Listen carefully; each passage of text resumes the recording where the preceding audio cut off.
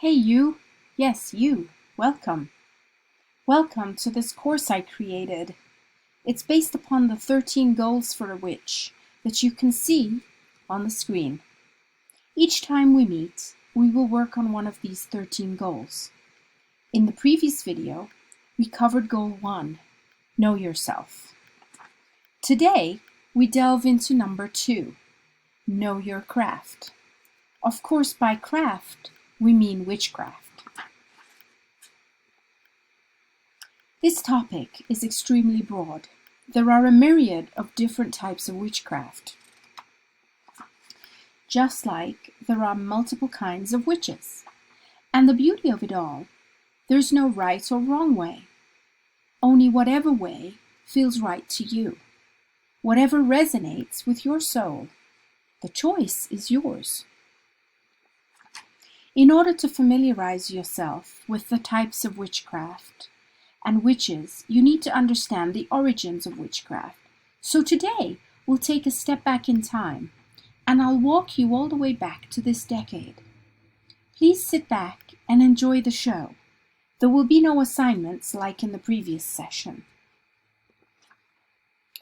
Most people think that witches are a Christian invention. But the idea of the witch who flies in the night and draws power from dark cosmic forces to work her ill will on others predates Christianity, probably by many centuries. In Homer's Odyssey, around 800 BC, Circe, who turns men into animals, is described as a witch. And Plutarch refers to witchcraft in his treatise on superstition, around AD 100. Illicit magic features heavily in Roman law statutes, some of which are passed down to the Christian world.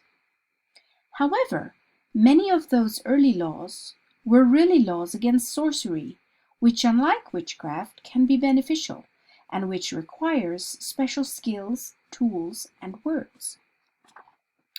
Archaeologists have found hundreds of ancient Greek curse tablets, which the Greeks called kataras, meaning curses that bind tight. And they appear to have invented them, with a great number focused on sporting competitions or legal contests. The inscribed tablets were left in graves, wells, or fountains, where the dead could better work their magic. In later centuries, constant attempts to defeat heresy brought to light a number of figures who were difficult to reconcile with Christianity. Such figures were typically created without reference to witchcraft at all, but led to the creation of the figure of the heretic witch. One such figure was peculiar to the Western Alps in Europe. She was the female embodiment of winter, a female figure often called Bertha, or Perchta, or Bifuna. She punished social disobedience and rewarded goodness. She was always portrayed as an old hag, because she represented cold and winter. It did not take long for intellectuals to note her resemblance to the witches with whom they were familiar from classical literature. Slowly, and in bits and pieces, the idea of the witch emerged. Very broadly speaking, a witch is a person who employs magical entities, which may include powers she carries within her body, to harm other people. She doesn't have to be female. She certainly doesn't have to have a hat and a broomstick. She has to be marred, lopsided. She has to be like the dead, hard, infertile, and she has to hate. The dead hate the living, and the witch hates as they do. There is no particular moment when this popular idea was formulated. I'm going to put you now in a time machine and take you back 400 years, so you can understand what witchcraft meant to early Christians in Britain. You are standing on a hillside above this site, looking at the lumps in the grass. You are a member of the society that flourished in this area for centuries. You have heard many stories about these lumps in the grass. You have seen some members of your village community coming here often. And you have wondered why. Are they searching for herbs to augment their porridge? Or are they here for other, more sinister reasons? Among the girls in the village, it's whispered that if you come to this place at midnight on All Hallows Eve, you can see the dead rise and ride along the road to the market cross. They can't pass the cross, and they stop there. It is unlucky to see them, but if you catch the eye of one of the riders, you might be able to win supernatural powers of healing and prophecy that will make your fortune. What's in the earth below the humps of stone?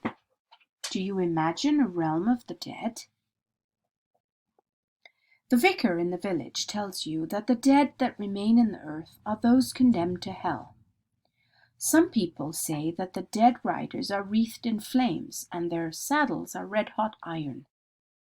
Those people say that if you do get any power from the riders, it's the power of hell and devils. But other older people think differently. They think that the dead that remain in the earth are not demons but elves. Under the lumps of rock is a beautiful if sunless land, where the elves banquet and dance and entertain their favorite mortals. However, the elves are still dangerous, especially if crossed. The dead yearn for the lives they enjoyed, which means they may want to take back from the living. They remain where they were buried. Separation of self and body, or soul and body, may take months or years, and may never happen at all to those who are destined to damnation. So the places where pagans buried their dead are especially fraught. The pagan dead are like nuclear waste. You can bury them, but that doesn't mean they're gone. Anyone willing to feed them on blood can hope to put them to work in a series of worrying deals. This is where the familiar of the witch begins to take shape. Like the dead, fed on blood, and like the dead, malevolent. Familiars are a really persistent image, even today, especially black cats. How did this idea develop?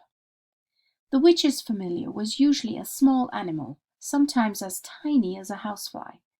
The witch fed the familiar, and in return it might grudgingly act out her commands. It was in fact a kind of fairy known as the household brownie or hob. These creatures favor cream and have to be appeased by constant offerings of it, or they can start to behave like poltergeists. It was therefore assumed that they could be put to work, ruining the work of other householders. Familiars may also be related to the Norse fylgja, or fetch, a person's double, which can also shapeshift to animal form. The fylgja is associated with a person's luck or fortune. To the learned in the 17th century, however, the familiar was simply a devil. Familiars are mentioned in the 1566 Chelmsford witchcraft trial, where the familiar in question resembles a human being. The idea that you can separate out part of yourself, a part that may look exactly like you, and send it to work your will on the bodies of others, is central to the idea of witchcraft. Whatever their origin, familiars come from that popular underworld of ideas and tales. In places in England, you can almost feel it underneath the soil, the weight of the past and the freight of its dead. Our ancestors could feel it too. If you were a person living at that time, you would have wanted to defend the thresholds of your body and your house from witches. You would have to keep to the rules. If you suspected one of your neighbors was a witch, you would not ever have let her have the last word in a conversation. Anything she says must be thrown back at her before it infects you. And you wouldn't let her give you anything, especially anything connected with food, and extra especially food itself. You wouldn't ever let her across your threshold.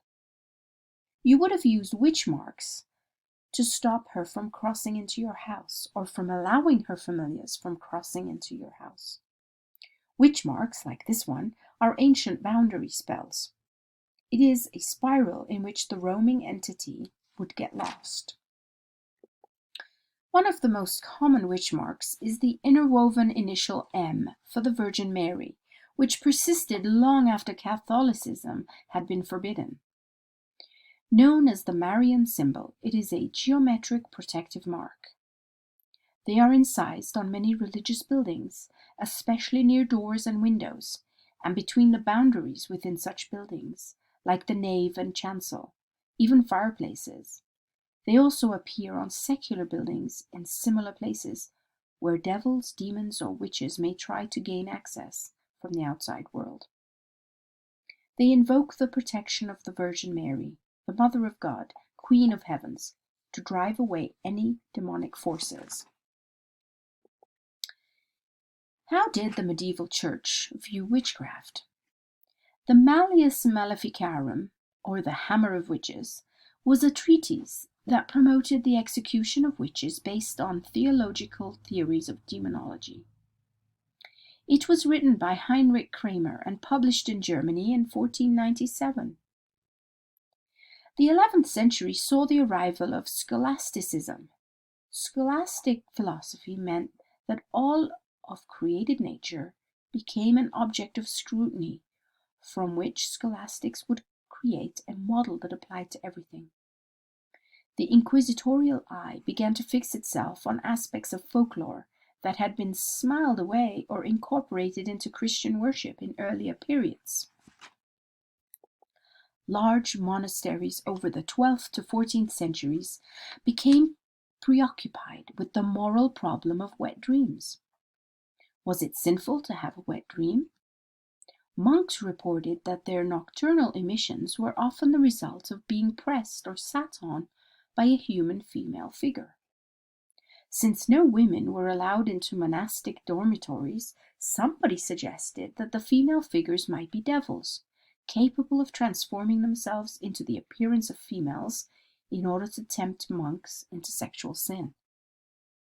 Further leaps of logic concluded that demons wanted to produce offspring, so they haunted monastic dormitories to steal human seed in order to impregnate women with demon children. But who could such women be?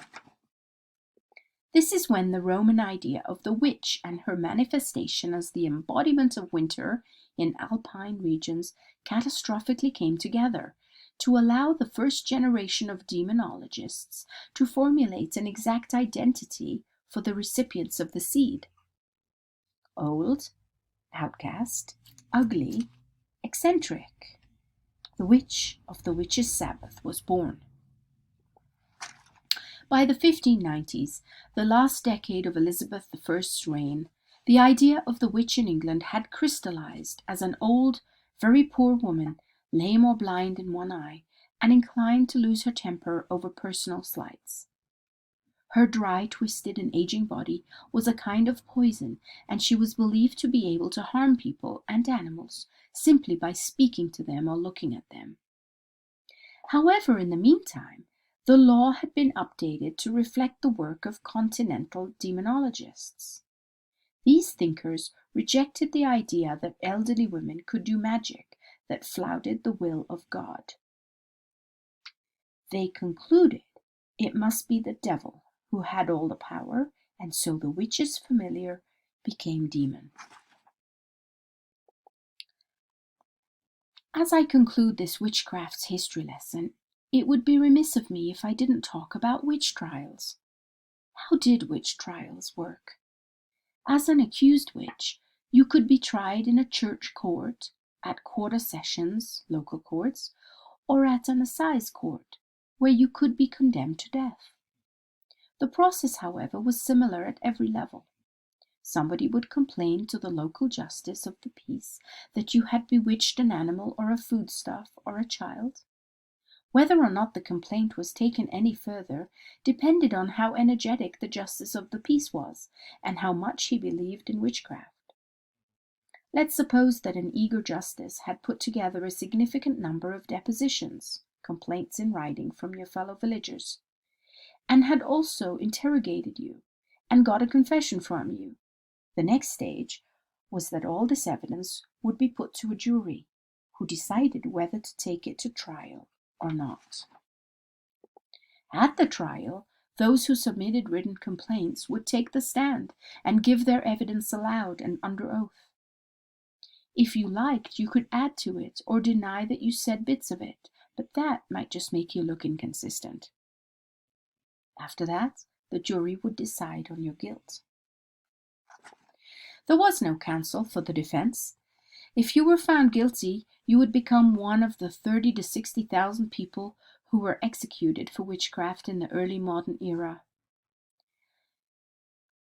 Leaving the UK now and crossing the ocean to the newly formed colonies in America, we turn our attention to the infamous Salem witch trials. These began during the spring of 1692, after a group of young girls in Salem Village, Massachusetts, claimed to be possessed by the devil and accused several local women of witchcraft. As a wave of hysteria spread throughout colonial Massachusetts, a special court convened in Salem to hear the cases. The first convicted witch, Bridget Bishop, was hanged that June. 18 others followed Bishop to Salem's Gallows Hill, while some 150 more men, women, and children were accused over the next several months. Still in the North American region, we turn our attention now to the witch-like concept of skinwalkers. Yi Naldosh Loshi comes from the Diné culture or Navajo people. The skinwalker is a type of harmful witch who has the ability to turn into, possess, or disguise themselves as an animal. In the Navajo language, Yi Naldlushi translates to, by means of it goes on all fours.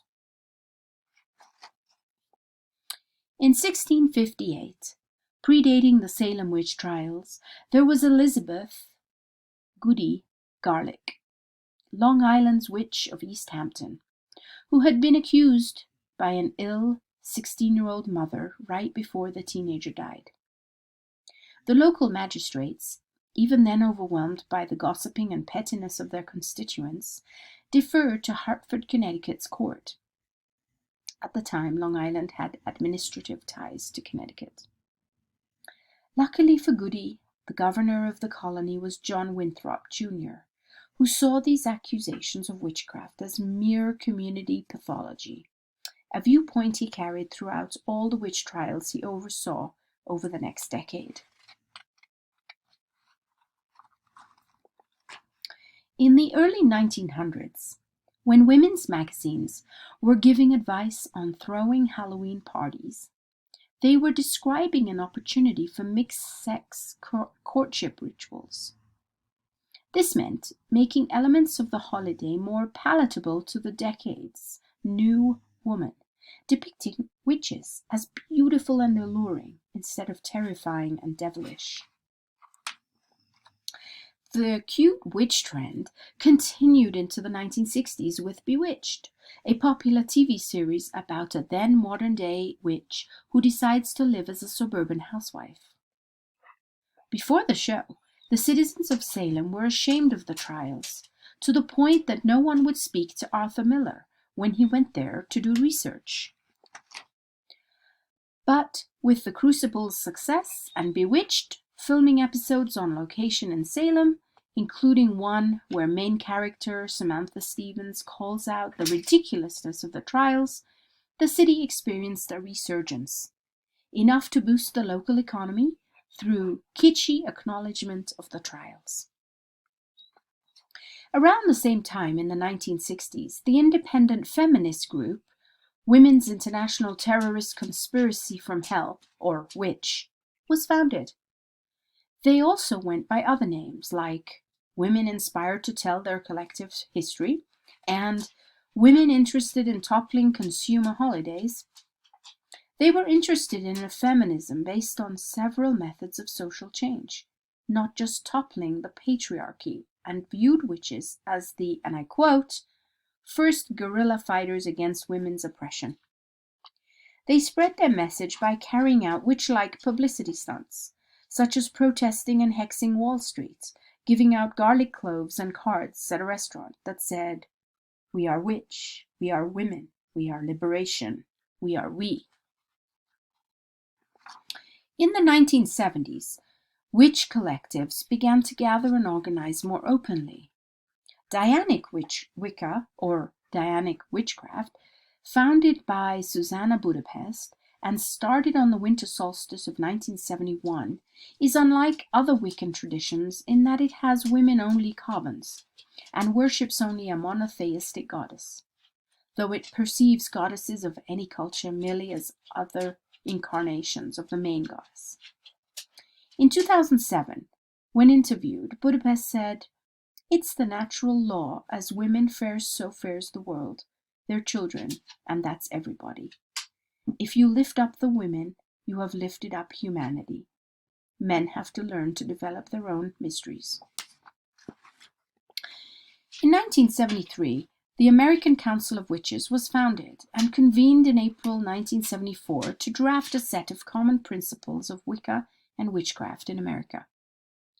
Unfortunately, they disbanded that same year because they could not agree for long, though they did come up with 13 principles of Wiccan belief, which is still used today.